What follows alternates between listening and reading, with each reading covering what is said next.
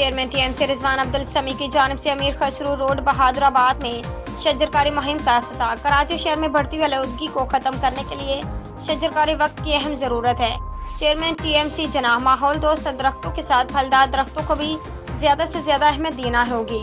शजरकारी वक्त की अहम जरूरत है। कराची शहर में बढ़ती हुई आलूदगी को खत्म करने के लिए इस वक्त अहम जरूरत है। इसके लिए हम सबको मिलकर अपना अपना किरदार अदा करना होगा और शजरकारी को ज्यादा से ज्यादा अहमियत देना होगी।